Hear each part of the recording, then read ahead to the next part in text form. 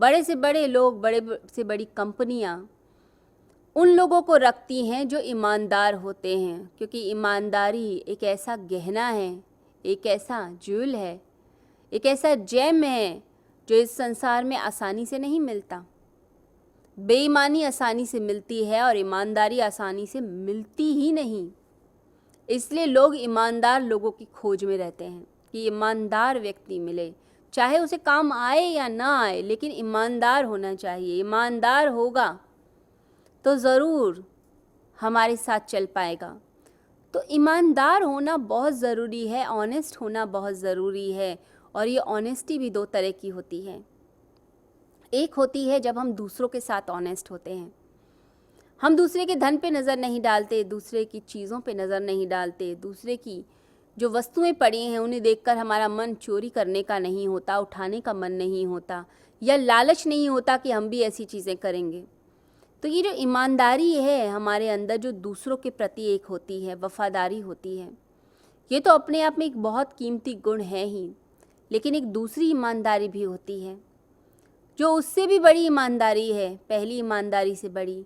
वो ईमानदारी होती है जब हम अपने प्रति सच्चे होते हैं, झूठ के आवरण में नहीं। लोग झूठे आवरणों में जीते हैं। जैसे आप किसी पार्टी में गए और लोगों ने एकदम बोला कि आज तो आप क्या लग रहे हैं, क्या आपने बढ़िया कपड़े पहने हैं, आज तो एक अलग ही रूप आपका दिखाई दे रहा है। ये जो झूठी बातों के जाल हैं, इस जाल में लोग फंसते हैं।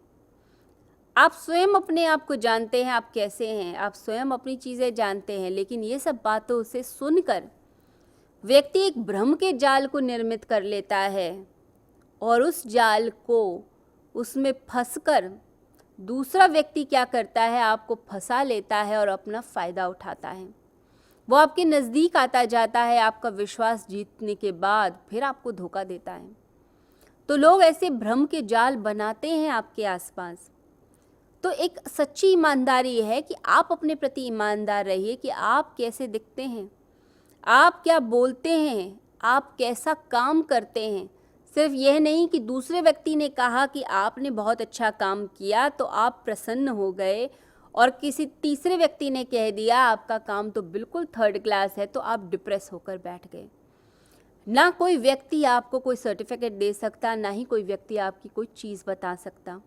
तो स्वयं के प्रति ईमानदारी का मतलब होता है जब हम जानते हैं हम क्या कर रहे हैं, किसी और के बताने की ज़रूरत नहीं कि हमारा काम कैसा है, हमारी चीज़ें कैसी हैं।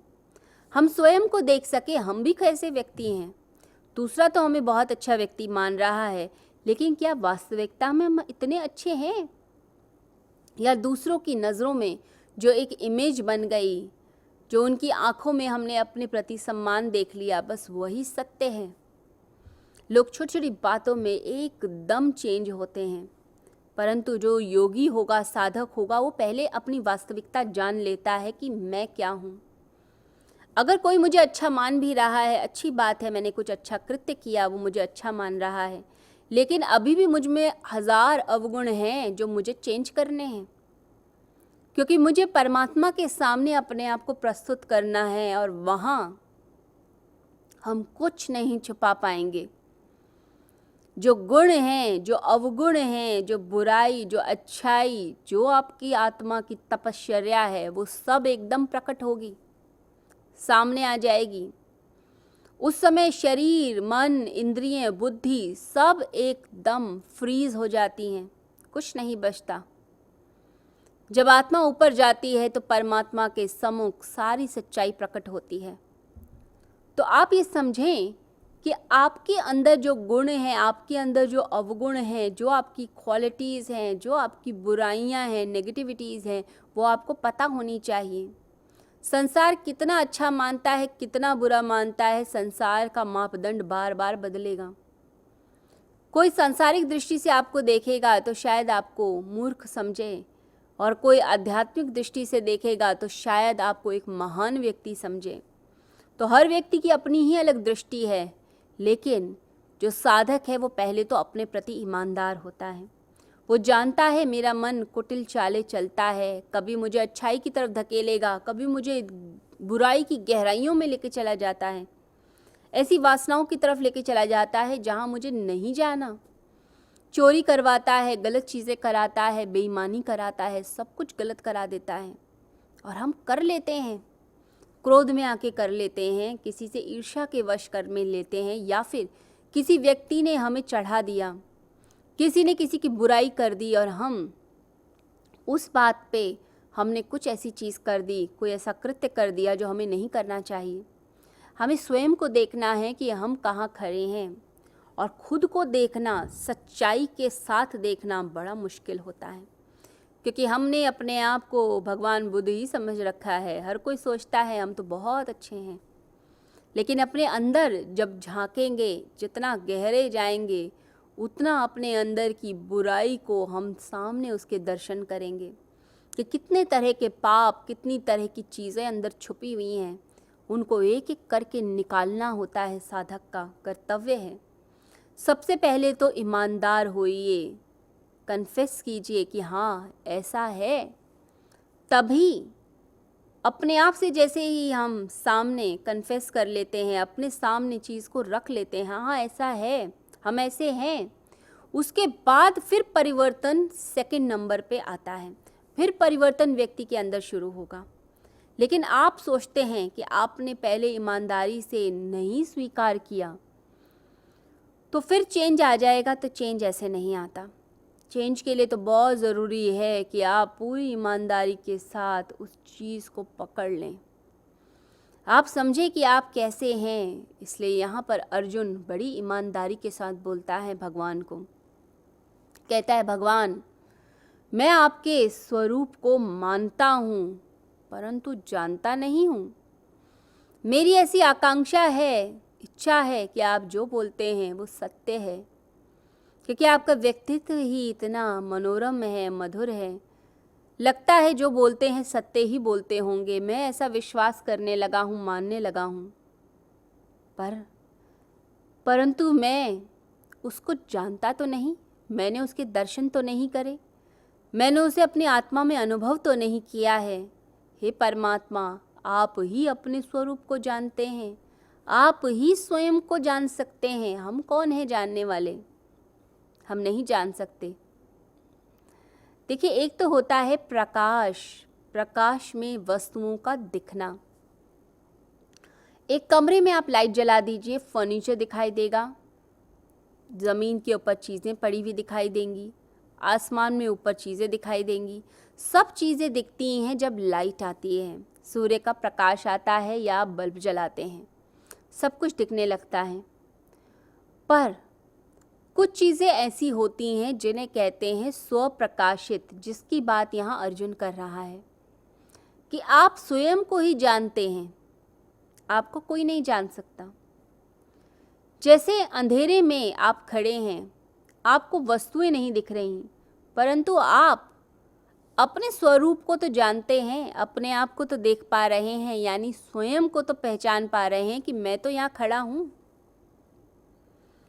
तो दो चीज़ें हो गई, एक होता है पर प्रकाशित, एक होता है स्वप्रकाशित। पर प्रकाशित के लिए कोई और प्रकाश या लाइट चाहिए जिससे उसकी आइडेंटिटी पता चलती रहे। लेकिन हम तो स्वयं अपने आप को जानते हैं, चाहे हम अंधेरे में खड़े हों, चाहे हम लाइट में खड़े हों, कि हम तो हैं। जैसे दिया जलाया जाए तो दिए की रोशनी वो दूसरों को तो प्रकाशित करती है, दूसरे को लाइट देती है, पर दिए को स्वयं प्रकाशित होने के लिए किसी और दिए की लाइट की ज़रूरत नहीं, किसी और प्रकाश की ज़रूरत नहीं। वो दिया उसी रोशनी में ही दिखता है, उसे कहते हैं स्वप्रकाशित, खुद में ही प्रकाशित हो जाना। तो ऐसे ही चेतना के विषय में कहता है कि चेतना जो है वो स्वयं को जानती है, स्वयं को मानती है और स्वयं को ही वह समझकर अनुभव कर कर स्वप्रकाशित होती है। जितनी भी चीज़ें हैं संसार की, वो पदार्थ हैं, वो मैटर हैं, उसके ऊपर प्रयोग किए जा सकते हैं, देखा जा सकता है। चाहे कोई शरीर हो, चाहे कोई पत्थर हो, चाहे कोई भी मिनरल हो, किसी भी चीज़ पे प्रयोग किया जा सकता है। परंतु जो आत्मा है वो तो ऑब्जर्वर है, वो तो देखता है, वो तो दृष्टा है। उसके ऊपर कोई एक्सपेरिमेंट नहीं किया जा सकता, क्योंकि वो देखने वाली चीज़ है। जो देख रहा है हम उसको कैसे एक फैक्ट बना सकते हैं। तो आत्मा का कभी विज्ञान बन ही नहीं सकता। भगवान यहाँ कहते हैं, जैसे अर्जुन भगवान से कह रहा है कि आप ही स्वयं में प्रकाशित हैं। तो जब भगवान कहते हैं कि तुम मुझ में ही सब कुछ अर्पित कर दो, मुझ में ही रम जाओ, जब भगवान ऐसी आज्ञा देते हैं और व्यक्ति फिर उसी आज्ञा के अनुरूप परमात्मा में इतना लीन होते हुए परमात्मा से ही कहता है कि परमात्मा, कि आप ही अपने स्वरूप को जान सकते हैं, आप ही अपने आप को बयान कर सकते हैं, प्रकाशित कर सकते हैं। मैं तो आपका शरीर देख रहा हूँ बाहर से, मैं आपके अंदर की आत्मा को, आपके चैतन्य को नहीं देख पा रहा हूँ। उस चैतन्य को कौन देख सकता है? उस चैतन्य को तो वही परमात्मा जो खुद स्वप्रकाशित है वही देख सकता है। तो भगवान कहते हैं मेरा ज्ञान मुझे नहीं देख सकता, इसलिए हमारे ऋषि मुनि कहते हैं परमात्मा अज्ञेय है, उसे कोई जान नहीं सकता, वो परम रहस्य। परमात्मा को आप जानना चाहते हैं तो ये समझ लीजिए परमात्मा ही होना पड़ता है, परमात्मा में ही लीन होना पड़ता है। बिल्कुल आप उसके साथ एकाकार हो गए, उसके साथ आप अलग नहीं हैं, आप उसके साथ एक हैं। वो परमात्मा के साथ जैसे ही एकता आती है, एक अलग ही फीलिंग आती है।